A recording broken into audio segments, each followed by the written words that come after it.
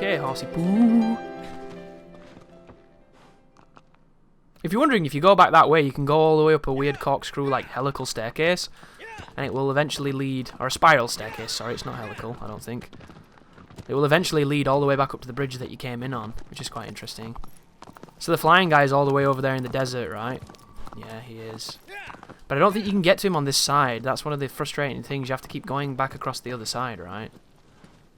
Because there's a big chasm. There's a nice ravine in the way. I could be wrong, though. Been wrong before. Happens a lot. Sounded like a seagull, that one. This was such a good game for its time.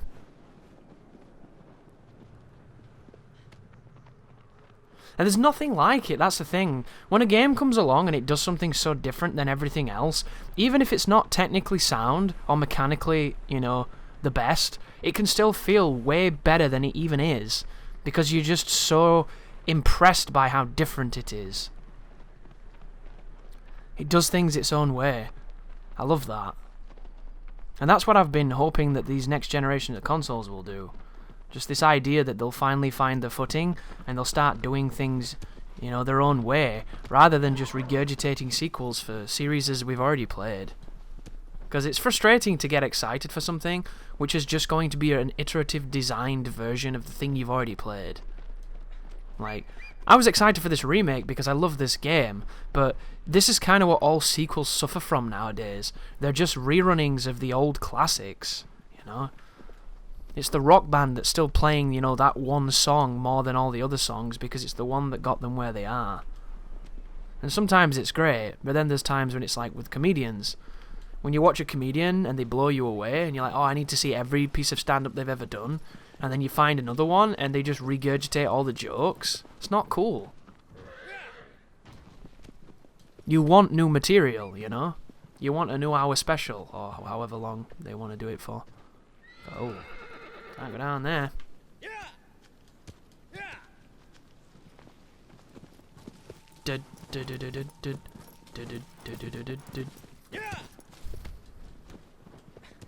I think another good thing about this game is its subtle use of music, and I say subtle interestingly because there are times when the transitions are a little bit awkward, as we found out with the water guy. That transition could be a little bit better by today's standards, but in the wasteland out here, there is no music really. It's just all atmospheric. All of it is the sound of the horse, the sound of wonder, you know, the sound of the wind. It sets an interesting precedent, so then when you start fighting these beasts and the orchestra kicks up, you're like, oh wow, something's happening now. That's a powerful tool in making the player feel the right amount of feelings. Because music is very exploitative, if you didn't know. It can manipulate you into feeling things when you really shouldn't, or it hasn't been earned, I think is the better way of putting it. Bad movies can use music intelligently to make you feel about characters that you normally wouldn't feel about them because they haven't developed them enough to care. But the music will get you every time, because unfortunately, it resonates on a frequency that just interacts with those atoms in your body, and you can't help but feel certain emotions. That's why those adverts for charities and stuff are super fucking manipulative, as much as, you know, they are usually for a good cause when it's not exploitative charity wanker people. Because they always put that really sad song on. Because if they put Agadoo on while they're showing the little kid crying, it's not going to have the same effect, right? Nobody gets sad when they hear Agadoo as a lizard. But if they put something emotional on, a slow piano piece, then everybody starts bawling and tearing and gets a little bit more generous. Thanks for that, Wonder. The double tree stab.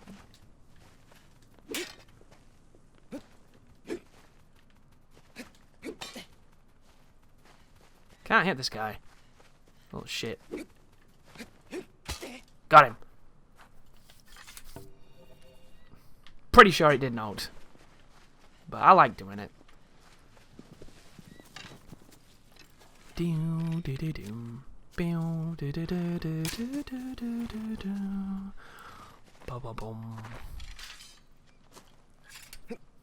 we go.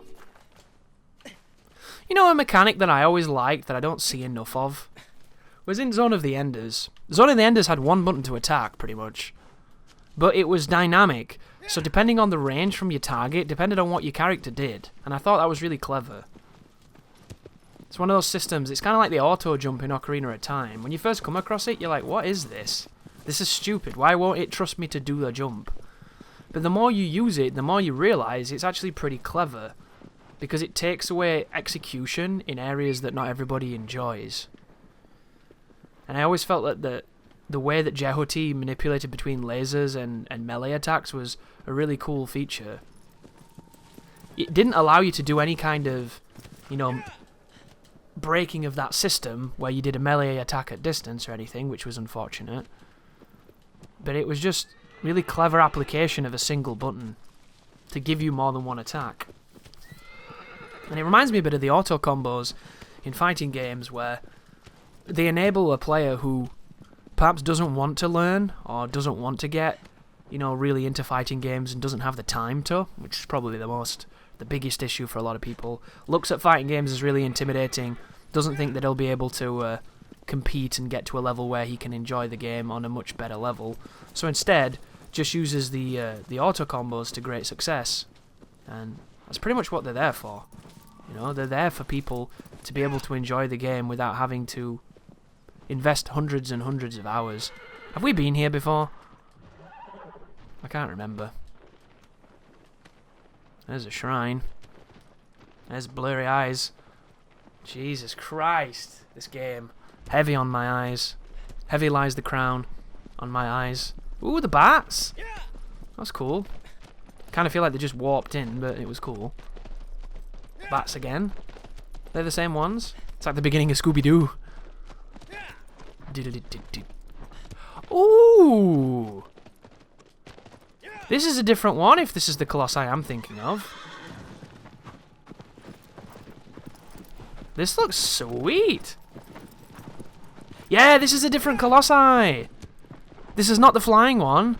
This is the one in the sand. This is the Beetlejuice June one. Right? Yeah, this is completely different. This is interesting, this, right? Because don't you have to run away from it on the horse and shoot it in the mouth? Or am I misremembering? Or maybe you lure it into the rocks. I'd completely forgot about this guy. He's just a rip-off of the water one, but now we're in sand.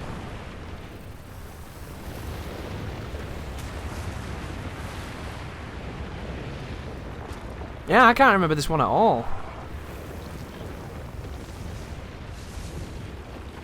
Minus what I just said, anyway. So, I think... Oh god, horse, move! You fucking idiot.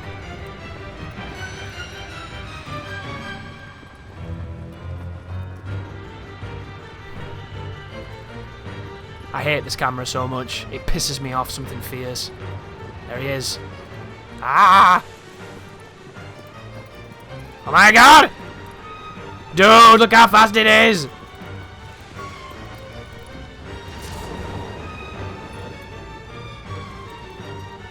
You ain't gotta shoot it in the eyes or something?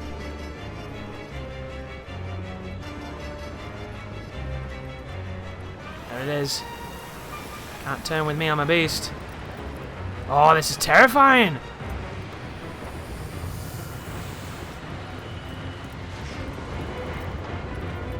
Yeah, I don't remember what I'm doing.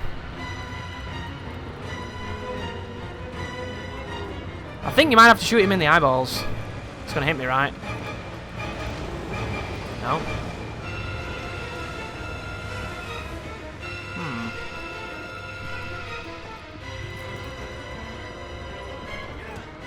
Oh my god, horse, why?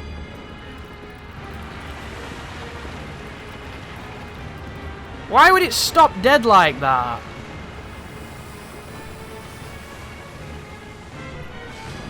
Dumb.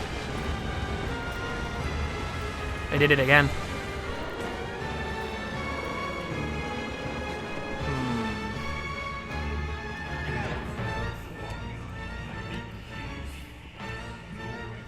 You have to do something after it chases you, but I can't remember what. This is a horse exclusive one as well. You pretty much need the horse or you can't do this. Stopping again. What the fuck is he doing, dude? This is really frustrating. I'm not holding back on the analog either before somebody says. The horse just decided to stop twice, and both times I took big damage for it.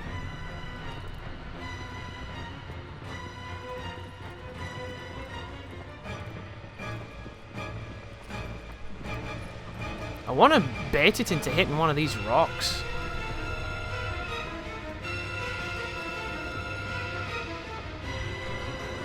There you go.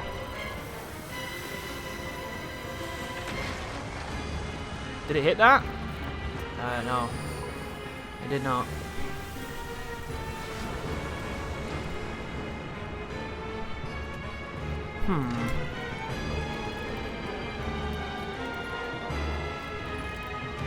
Yeah, he stops.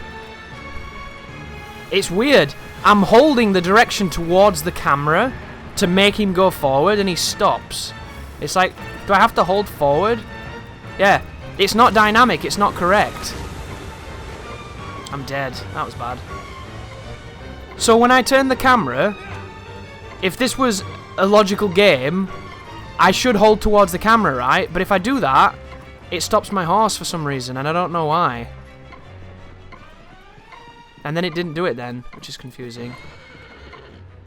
So this is going to be a fun one, which is fantastic, because I just put fucking food in, so I'm probably going to burn that. Right, can I? You can't use your bow, so it can't be bow related. Almost certain it involves luring him into one of these weird pillar things.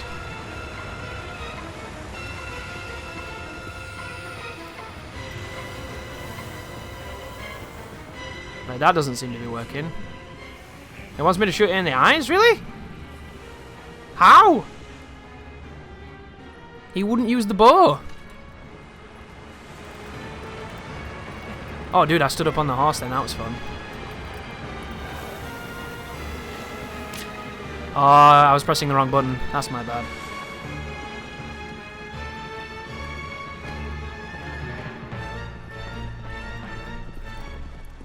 If I hold triangle, does it run by itself? Kinda does. Okay, there you go. So you just shoot it in the eyes, guys. It's dead easy. Boom, boom, boom. Can you see it? I see it now. Oh, it is actually quite easy to do this. It's pretty easy, actually.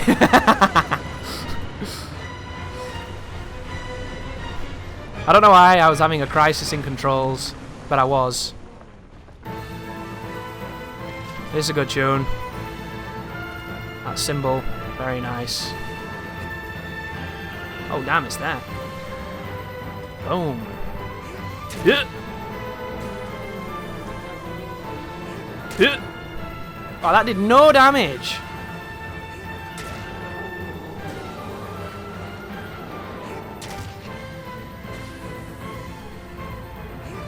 Yeah.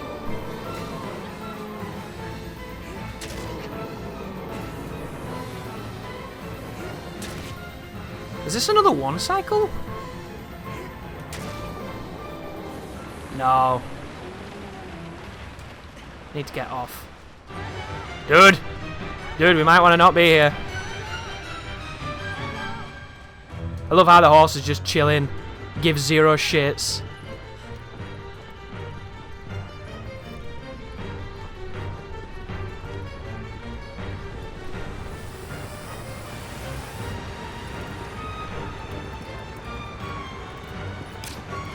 Shit. Video game? I'm dead. Oh no? Wow, I was lucky.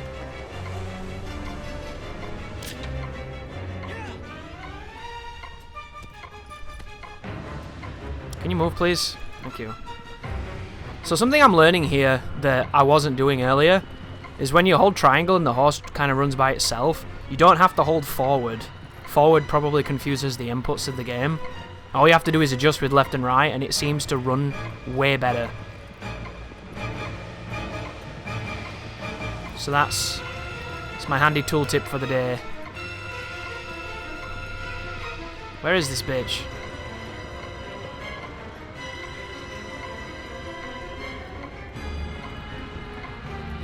Oh, over there.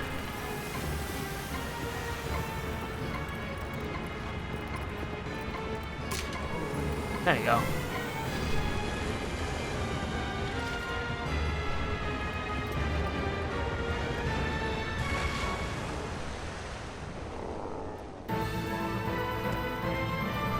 This way, horse. Come on. Horse! Fuck!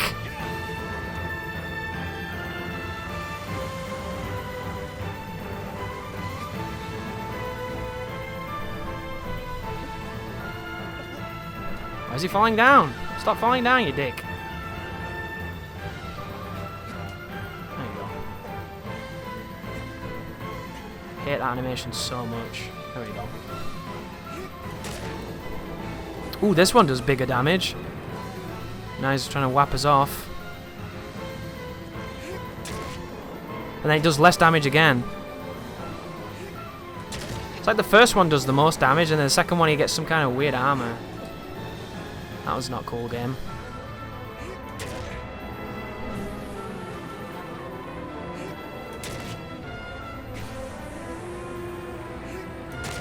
Should be able to get him with this one, right? Once he finishes. Stop it. There you go. So yeah, we had a bit of a bumpy start because of my misunderstanding of horse mechanics. I still feel like the horse stopped by itself when I had no reason for it to stop, but we figured it out, so that's all that matters. And another Colossi I've forgotten is defeated.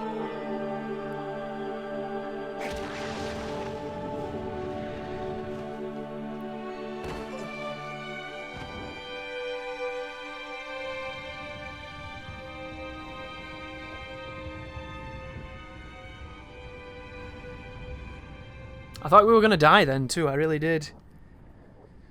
I kind of remembered. Didn't I say at the beginning you shoot it in the eyes or something? And then I held the wrong button to use the bow because I'm a moron. And I was like, oh, I can't even use the bow. I wasn't even thinking. So yeah, we nearly died.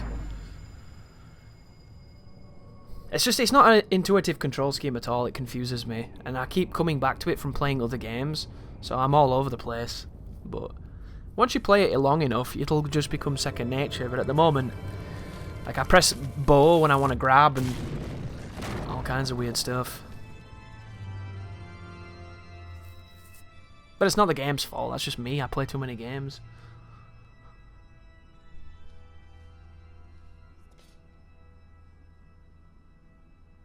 Thy next foe is...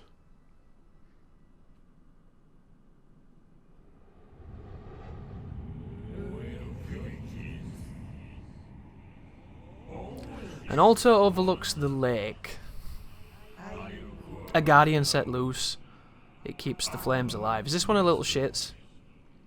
It must be, right? One of the funny ones?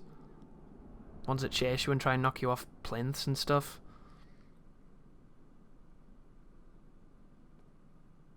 I just remember you can shoot at these for ages with arrows and then you barely have to do it with your sword.